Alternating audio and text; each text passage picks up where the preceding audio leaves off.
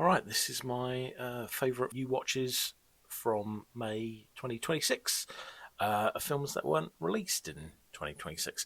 This is Cannes Film Festival, obviously, is on in May, and I'll be honest, some of my watches have partly been prompted by thinking about Cannes, and I've got hay fever at the moment, so if there's lots of sniffing, I'll try and do my best to edit it all out. All right, here we go.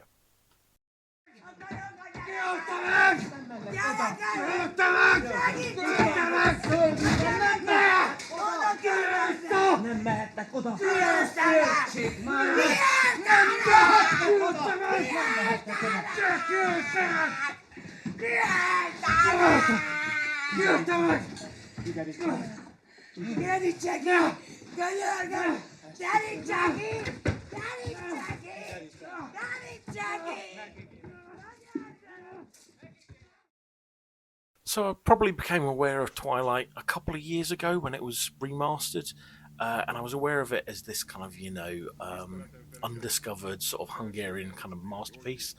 And then Solitary Ronin did a really great video comparing this to the Sean Penn film, The Pledge, because they're both based on the same source novel. And but they are two radically, really different films, which I thought, and I've seen The Pledge, so that's kind of, and Twilight just kind of looked beautiful, so that's why I kind of, jumped on my list to kind of watch it. And it is an insanely well crafted film. I would say it's a masterwork piece of cinema. It looks beautiful. It's orchestrated amazingly. Like it's a series of kind of very long, glacially evolving kind of shots that really draw you in.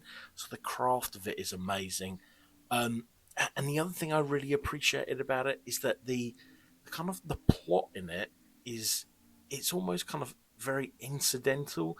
You have to really lean in and listen to sort of the fact that one of these kind of guys is a detective who's going to be kind of retiring soon, and that he's got this partner who's kind of getting more involved in the case.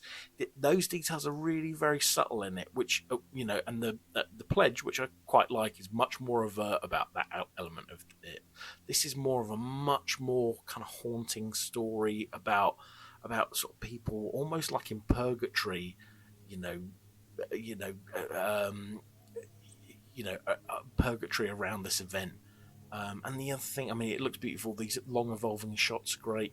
The other thing that's really interesting is is it's sort of a period film, but it's not overtly sort of said when it's set, and that just adds this other detail to it. I really loved it. I thought this was great.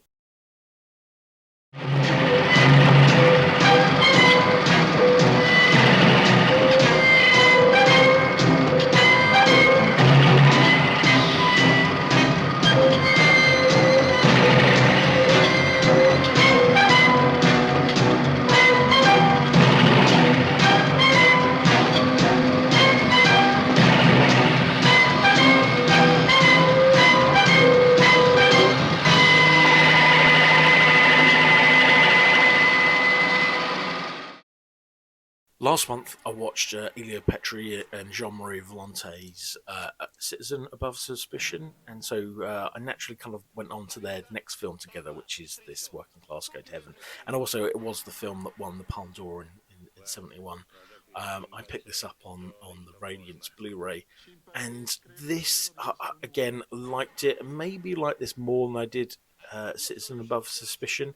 It's got a little bit less of an absurdist kind of level as Citizen Above Suspicion, but it's still, you can kind of get that absurdist satirical kind of slant to it.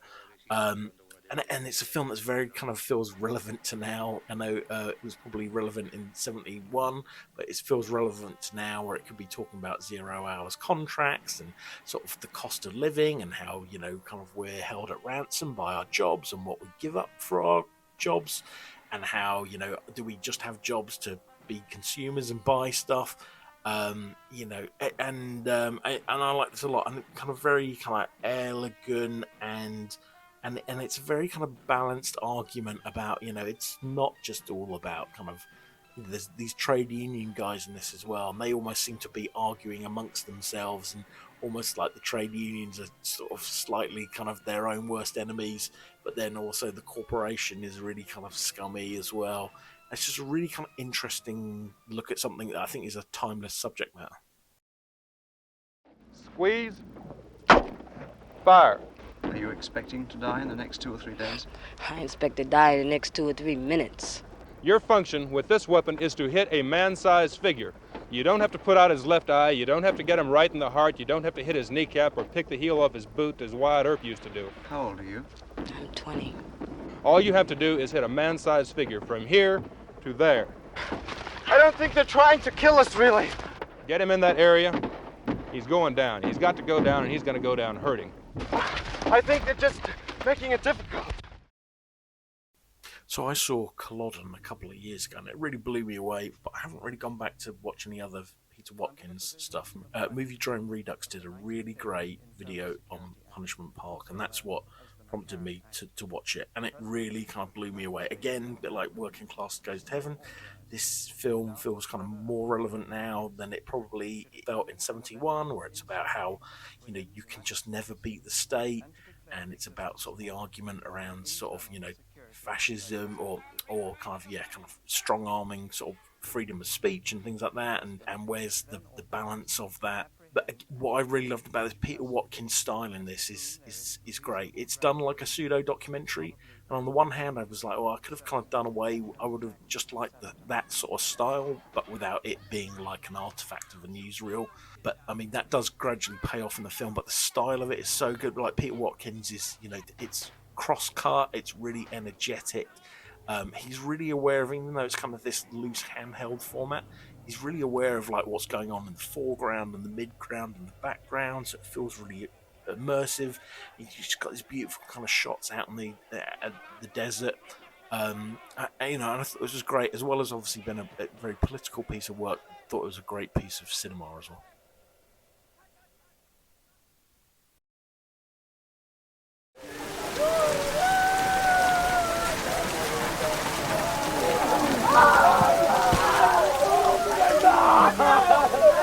내 여기 있다. 내 바다입니다. 누구다?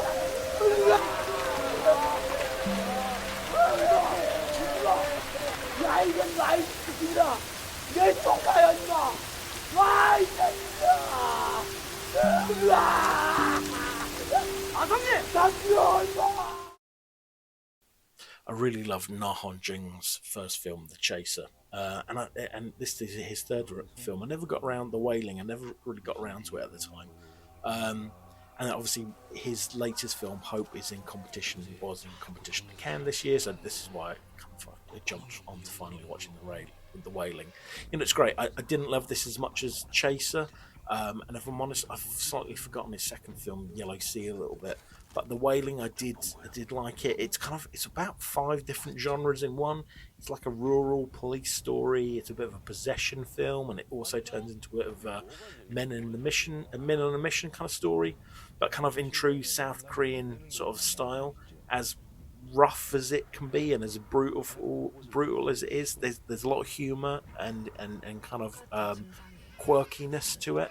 And that's kind of summed up in kind of the lead guy, you know, more than anything. He's kind of a bit of a goofball.